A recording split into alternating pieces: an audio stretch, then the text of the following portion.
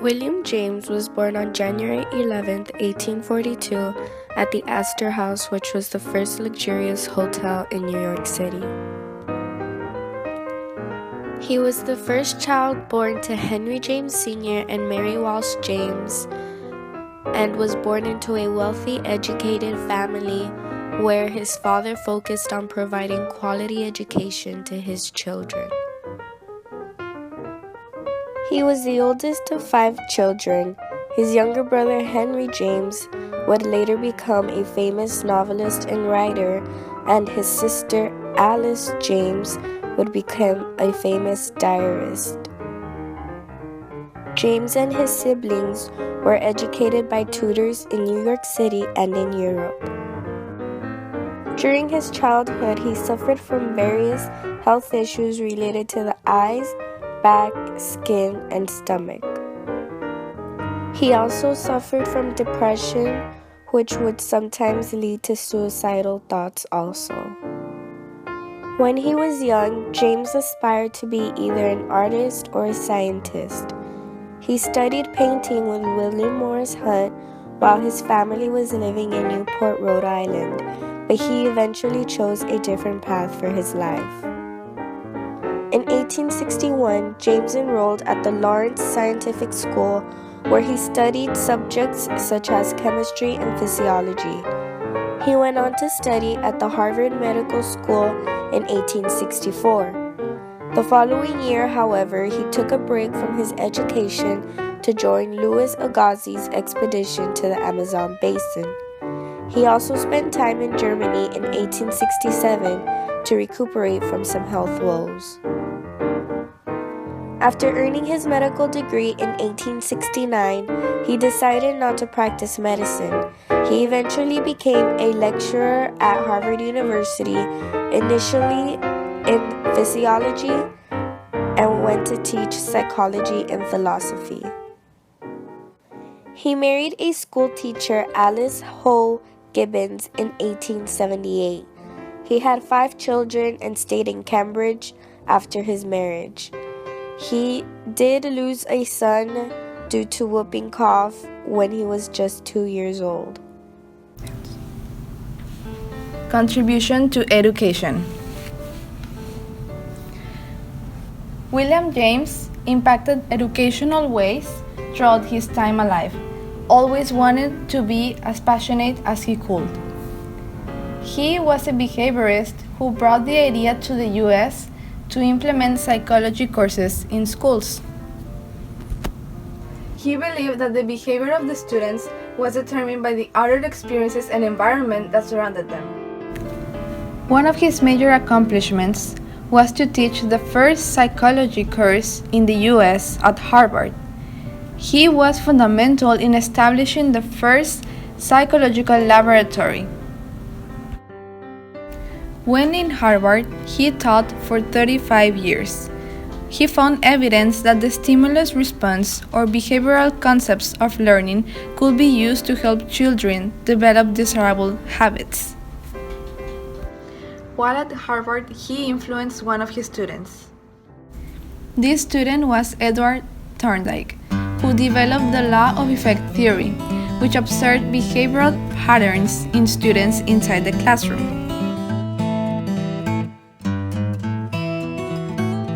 James' ideas were expanded by Thorndike, who stated that responses that produce a satisfying effect in a particular situation become more likely to occur again in that situation, and responses that produce a discomforting effect become less likely to occur again in that situation.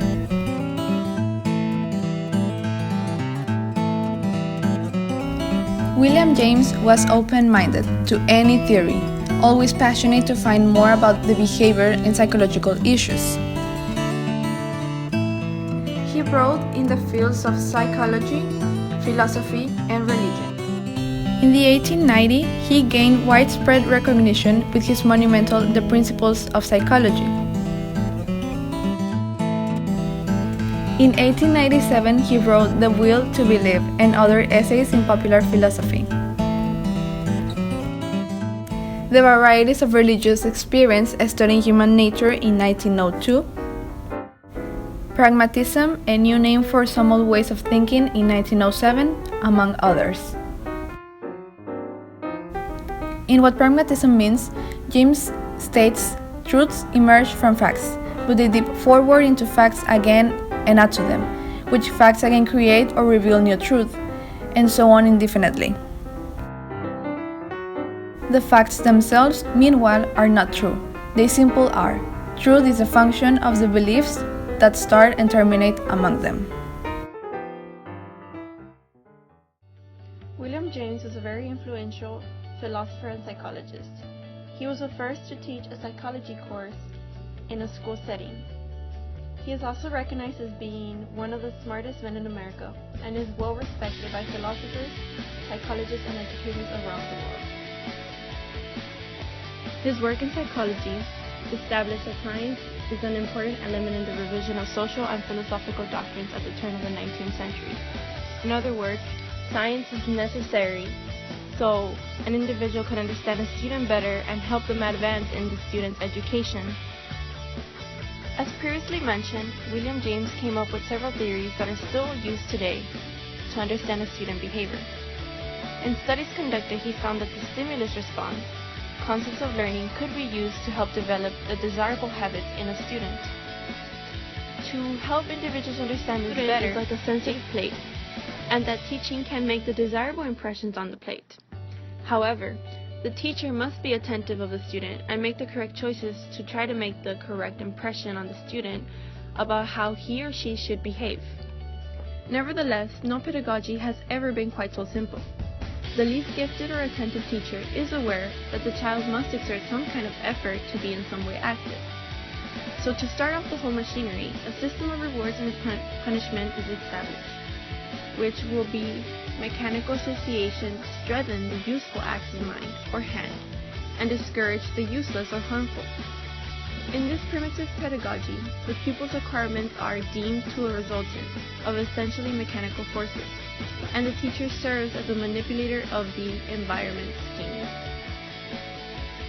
William James' educational theories are still being applied today in school settings. He is still recognized for his studies and theories that he came up with in the 1800s. William James is most recognized for his psychology textbook that was published in 1890. The textbook was named Principles of Psychology.